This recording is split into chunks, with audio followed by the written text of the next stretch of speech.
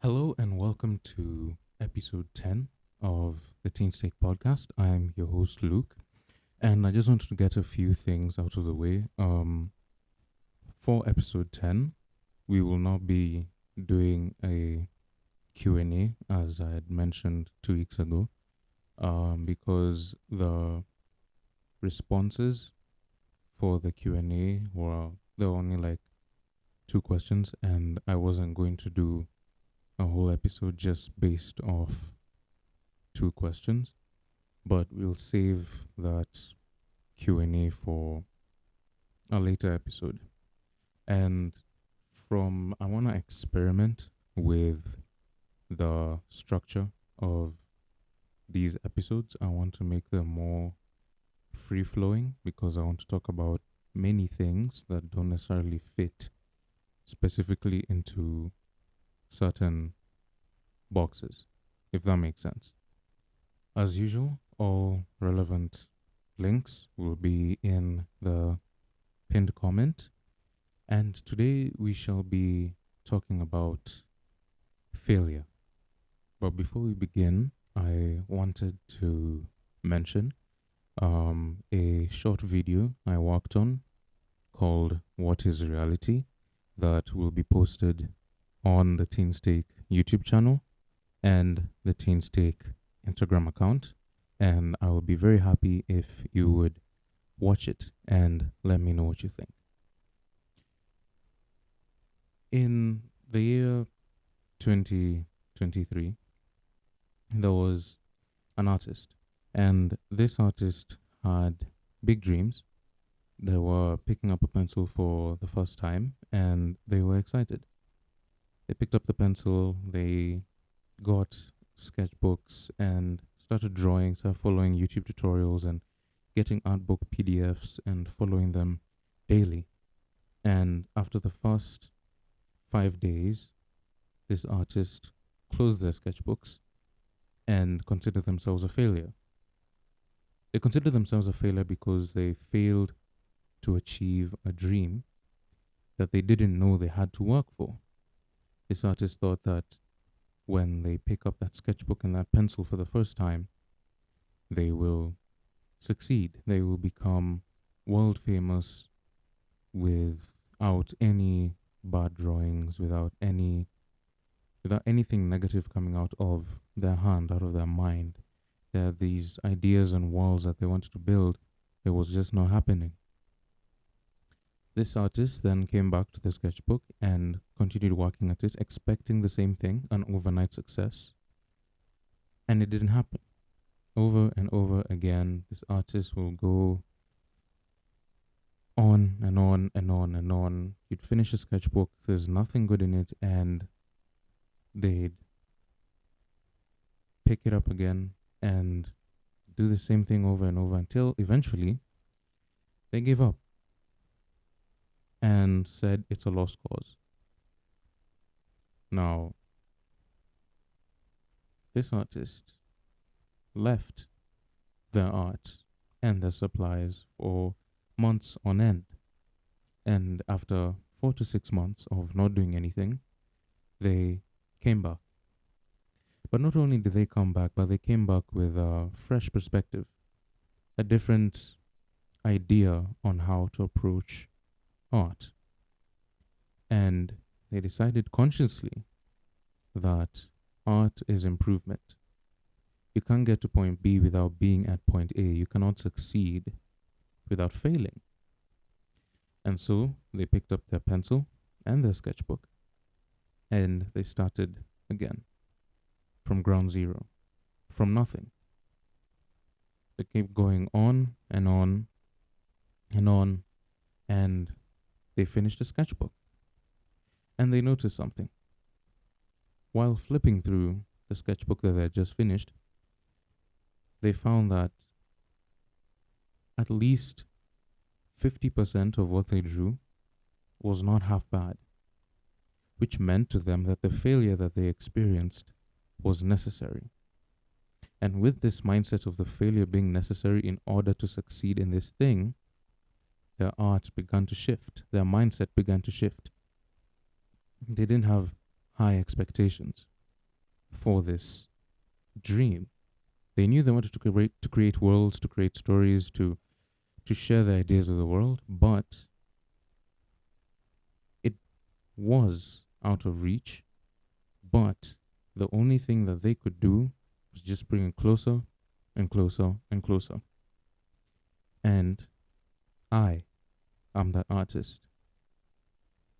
After months of struggling and failing, I somehow, well, not somehow, after months of practicing, managed to get to a point where I was comfortable with my art. I was happy. I could do something and it turned out great. But that came out of almost an entire year worth of failing and tearing papers. I have thrown away sketchbooks. I have torn sheets of paper because of how horrible they looked, until I decided this is part of the journey. This is what I need to do to be able to be like my favorite artist, to be able to animate in the future, to be able to do character designs and illustrations that make people happy, that make people feel something, whether they be simple or complex, overly rendered, whether they're traditional or just sketches, whatever they may be. I needed to fail first to be able to get to a point where I was comfortable with what I was creating. And I feel that applies to life in general. This feeling of failure, this thing that stops you or makes you give up, is necessary in that journey. We have one decision to make at that point, is whether to let the failure make us or break us. If you let the failure break you, your dream is gone. Because every time you try to get back into it, you're reminded of how much torture it was to do the thing in the first place. But if you embrace the failure and continue anyway, without the intention of showing your work or advertising it anywhere, or like just assume that no one is going to see it, you can fail and fail and fail and fail, and then one day you'll succeed. It's guaranteed. If you do something over and over and over and over, at least you'll get 1% better. And then if you continue to do that thing, you'll get 2% better, and all the way up to 100%. But one thing that stops us is thinking that the 100% is going to come to us instantly on the first try. And that never happens, regardless of what it is. The only example where there is a chance of getting a 100% is maybe if you're cooking. But in terms of learning a very freshly brand new skill that you've never been able to do before, there is never 100% certainty that you will succeed. So why do we tell ourselves that we will on the first try? It's almost never like that. So I think failure is necessary for building things, for building skills, for building relationships, for building yourself. When you try something and you fail, that should inspire you. Because one thing I try to remind myself when I fail to do things, which I do a lot, like for example, what I mentioned in the intro in terms of I expected a large amount of people to ask questions for this Q&A episode that didn't happen, and that didn't happen. But what I try to remind myself every time I fail at something is at least I did it. Every time you feel like you've failed at doing something, whether it's art, music, writing, going to the gym, learning a new skill, school, podcasts, whatever it may be, one thing I try to remind myself, and that I'd encourage you to remind yourself as well, is that at least you did it.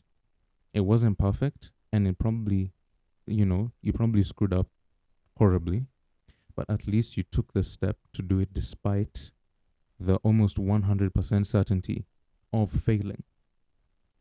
So, using failing as a staircase towards your success is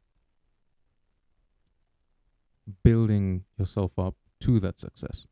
There's an analogy that I heard from a podcast.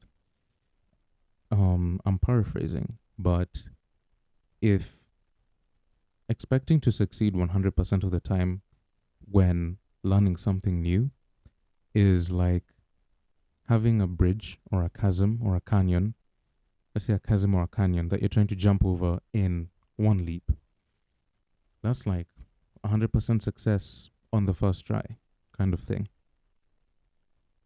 But if you take that one leap, you'll fall 2 feet later, and the chasm is 100 feet between one side and the other, and you're trying to jump that in one leap. You see the impossibility, yet you still do it anyway. And you get disappointed when you fall to the bottom of the chasm, and you're like, why did that happen?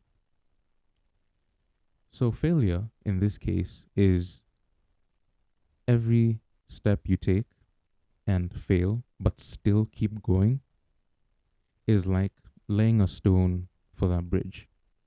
So eventually, after doing the thing over and over and over and over again, you find that the 1,000 bricks you laid down and put together to reach the goal that you intended to get to have built you a bridge across that cavern or that canyon. That canyon is your goal, the end goal. And every day you work at it, every time you practice, every time you try to get better at something, you're adding a brick to the bridge to get yourself across that canyon and succeeding in your goal. And I'll share a few examples of people who failed. Basically, this is what this entire episode is about, just stories and my perspective on failure. But before I do so, I just want to thank anybody and everybody who has been listening to the podcast, those who have subscribed, even those who watch without subscribing, or following on YouTube or Spotify. Just thank you. My goal with this podcast is to just say what's on my mind and let it reach whoever it reaches, even if that's no one. So, an example of failure, for example, Vincent van Gogh, very, very famous artist. As famous as he was, he only sold one single painting in his entire lifetime. This guy worked on hundreds of pieces as an artist, but even after all that work, he only managed to sell one of his pieces. Now, what do you think he would say to himself? Am I a failure?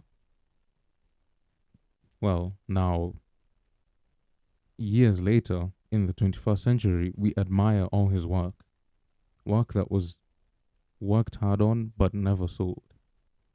He probably thought to himself, I have failed because I'm not able to monetize what I've put work into. And we tell ourselves the same thing.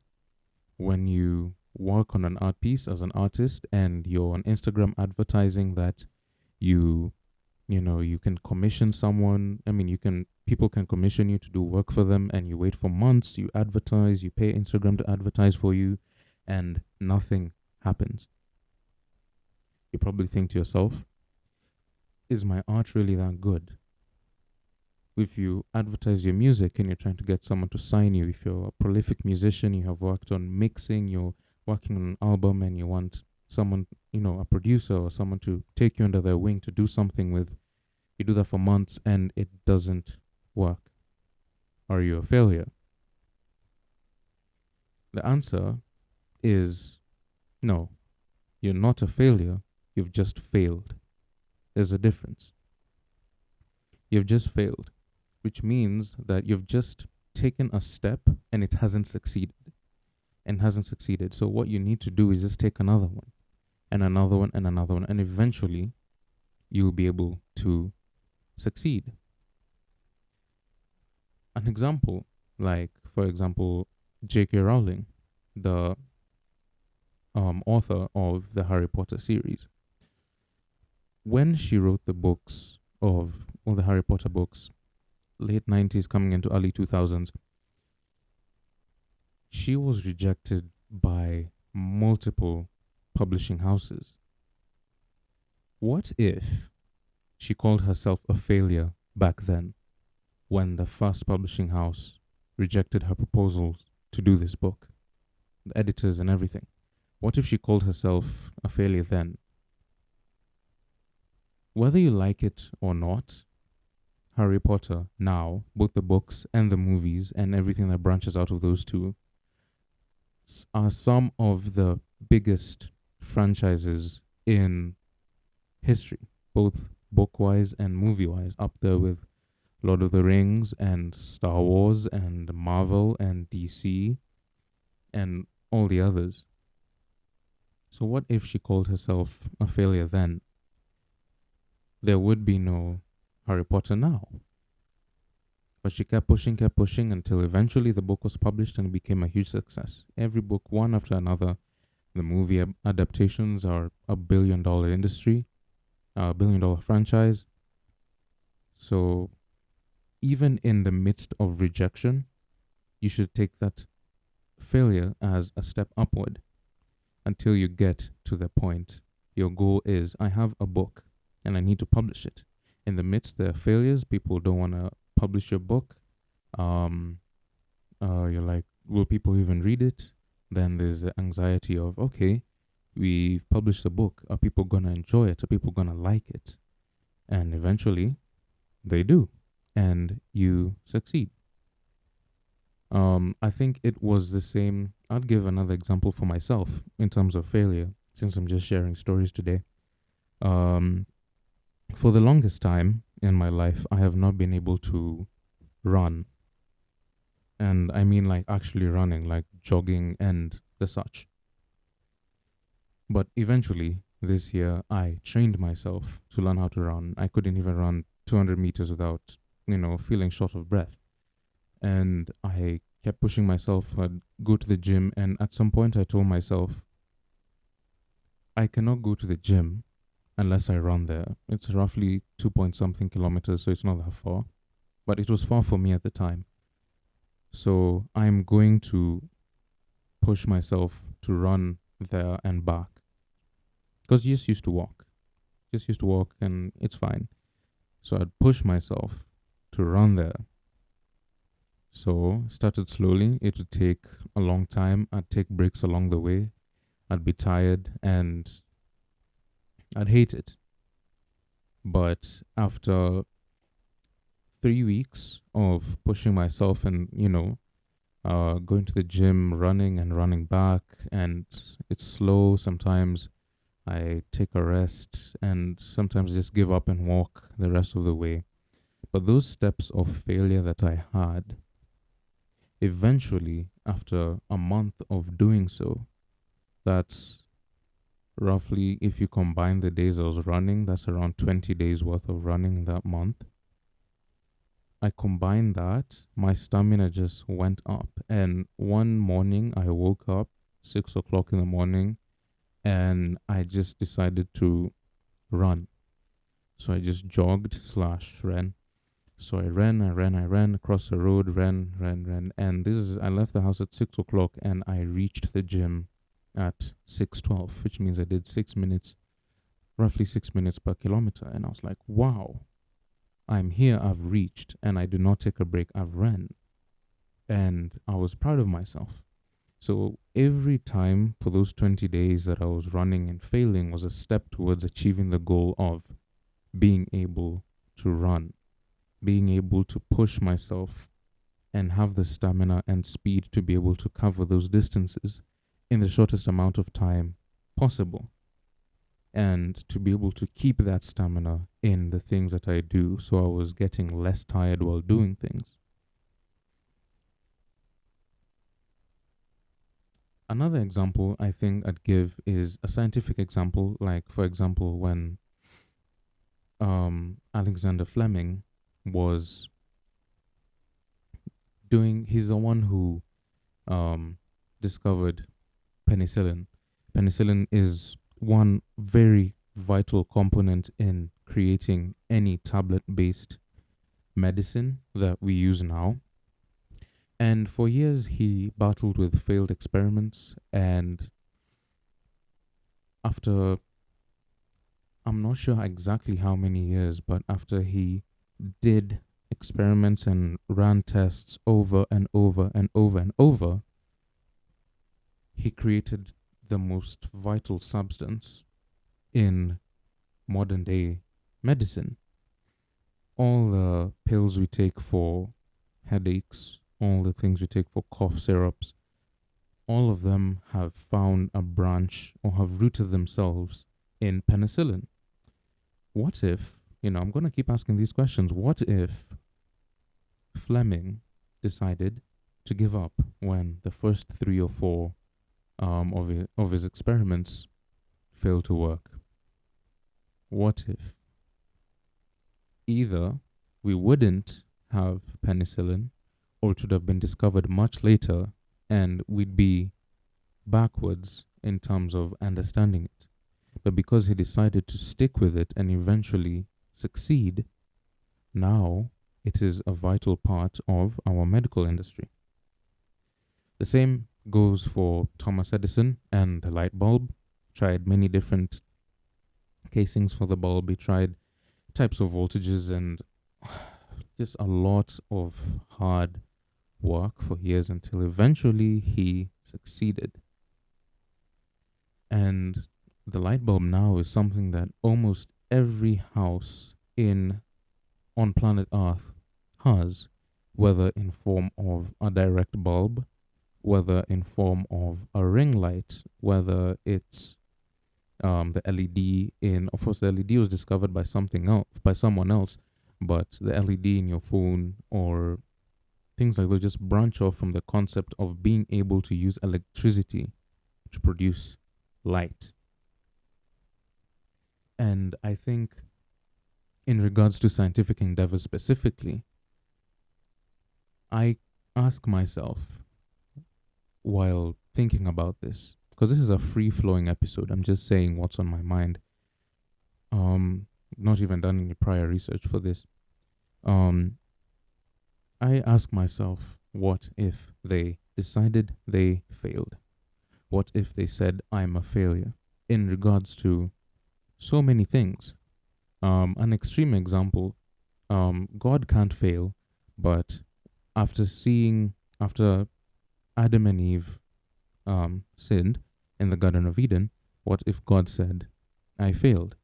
Well, the world as we know it would be possibly non existent because, one thing that I've seen about failure is that you get angry.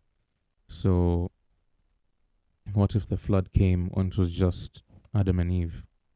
Well, there would be no humans on earth. That's an extreme example that I just thought about.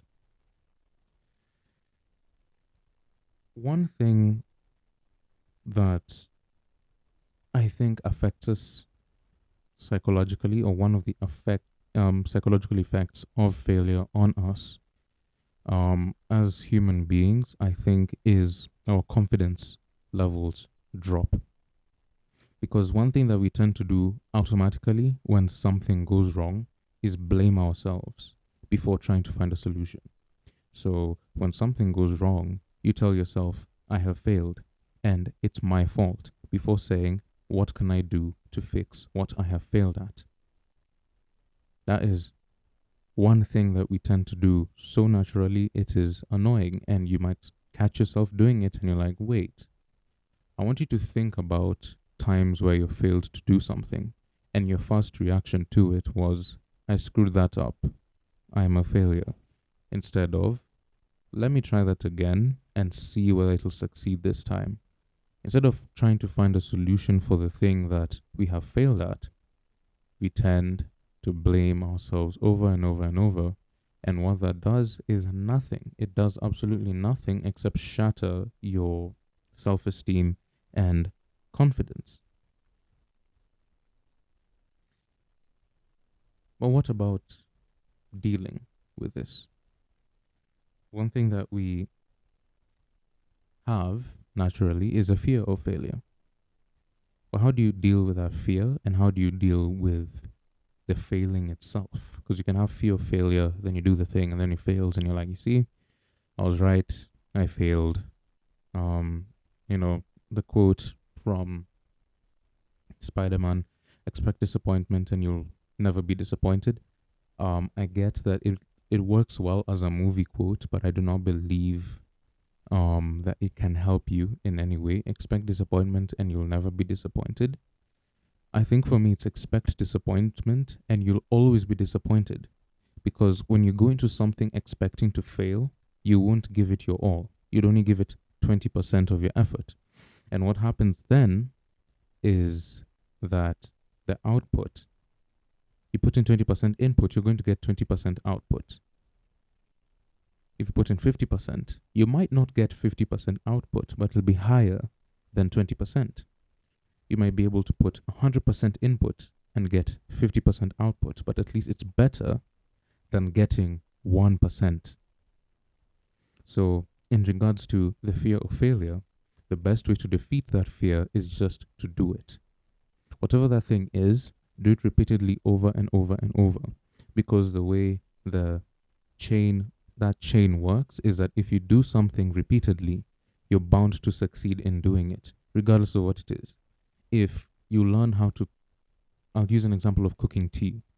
I cooked tea for the first time when I was 8 years old, and it was absolutely horrible. I put too much tea leaves, and the milk, I put too much water, too many tea leaves, and a good amount of milk. So it was dilute tea with lots of tea leaves. So I kept trying over and over and over again, and now, 8 years later, I can make good tea. It's easy, the recipe and everything is ingrained in my mind because I didn't stop making tea, because I told myself I need to learn how to make tea no matter the cost. Even if I fail tomorrow morning or next week, I'm still going to do it no matter what. And I feel like that applies to many areas in our lives. We just need to take a moment to tell ourselves it's okay if it doesn't work, but I'm still going to put all my effort into making sure it does. And eventually it will. Eventually it will work. Whether that's a sport or a skill or just something that you're trying to start up or do. And at the end of the day, it's you. It's just you. It's you in your enclosed space doing this thing that you love to do, or that you want to love to do but hate it because you fail. But you keep pushing at it until you love to do it. When I started doing art last year, roughly, like early in the year, I started with a love for art. I continued with a hate for art, and now I have a love for it. The hate part was when I was failing and not being able to draw the second eye, or one eye is bigger than the other. The forehead is angular. I used weird colors and the proportions are off, and I don't know how to shade, and how do you even draw a mouth or a nose? What about expressions? And I just kept telling myself all these things that I'm not good at, until the point where, again, I just give up, like, completely. But I think failure is normal and it's necessary. There is no one who is successful right now who doesn't have a story about failure. The best martial artists in the world all had a bad day. They all started from somewhere. They were all novices. They all missed a day or two. Their coach got angry at them. Footballers and basketballers, same thing. Athletes in general. Every artist has, for every drawing, there's 100 bad drawings that are in the trash bin. or just never to be looked at again. For every musician, there are test recordings and full songs even that they have thrown in the trash because they failed to achieve what they wanted. There are authors and writers with stories that will never see the light of day. Like me, for example, I have lots of short stories, over 3,000 words. You have worked on this thing over and over and over. There's this time I tried writing a romance short story, had my characters, had my environment, I had a plot and everything, and I wrote the story and I reached halfway and I was like, what is this? And I stopped and I never continued that story, never to be seen again. Now, fast forward 6 months later, uh, throughout the entire month of August, I have, after now at least 30 of those failed short stories, I have now come and written a 32,000 word novel, which I feel is a success. So, just from my own experience, in everything that I have succeeded at doing right now, whether it's physical, whether it's skill based, whatever it is, everything that I succeed in now has come from the continuous practice of that thing and being able to embrace the failure as a step forward and eventually succeeding. So, in conclusion, failure is normal and almost guaranteed in every situation where you're stepping out into something new. The critical decision that we need to make for ourselves in situations like those is whether to continue and use the failure as a stepping stone, or use it as an excuse not to continue to pursue that thing. And how do you deal with the fear of failure and failure itself? To deal with the fear of failure, do the thing. To deal with failure itself, continue doing the thing. Don't stop at 1%. Do the thing until it gets to 100%. Do it until you get the final goal. Think about the finish line. Every time you fail at 25%, think about 75%. What if I worked harder and next week I'm able to do this thing better? And also experiment. Like, for example, this podcast is free flowing and completely unscripted. I'm just saying what I want. Will this work? I don't know. But I'm going to keep trying it until it does. And even if I get to a place where I'm like, this should be working now because there's nothing else I can improve on, then that just means it's not really working. Try something else. So, I hope you enjoyed this free-flowing episode of the TEENSTAKE podcast. I am very, very glad to anyone who listens, even if it's just 5 minutes or 10 minutes, or even if you just watch the intro and, go about your business, that's completely fine. As I said, this is just a platform for me to share what I think, whatever that would be. I'll be doing more of these free-flowing episodes just as an experiment to just talk about one thing from different perspectives. I will definitely bring back, I won't say sections necessarily, but when I talk about, we're going to do this. So I'm going to have a central topic. Like today's central topic was failure. And then I'm going to talk about failure from different perspectives. Today we have touched on art, science, and technology. Psychology. Art, science, and psychology primarily, with a few other things here and there. So from episode 11, I am going to do what I've done here, which is I'm going to choose a central topic, and we're going to do happy topics as well. It's not always failure or discipline or things like that. And then I'm going to talk about it from those different perspectives with stories of my own, stories with people who I've talked to, or stories that I've researched on, books I've read, podcasts I've listened to. And that is just going to be the theme for a while, and hopefully it works. Doing a podcast is not necessarily easy. There's a lot that goes into it. There's a lot of things that happen behind the scenes, setbacks and all, but it's all good. And it's a learning journey, and we're all learning things together. So again, thank you for watching or listening in this case. And feel free to share if you feel like the message in this video is important to someone in your life. Subscribe, um, and follow on Spotify, subscribe on YouTube, follow on Instagram. All links are in the description below, and as well as a few recommendations of YouTube channels to follow to be able to grow yourself, mentally especially. So again, thank you for listening. I'm your host Luke, and this was episode 10 of the TEENSTAKE podcast. Signing off for now. See you next week. Take care.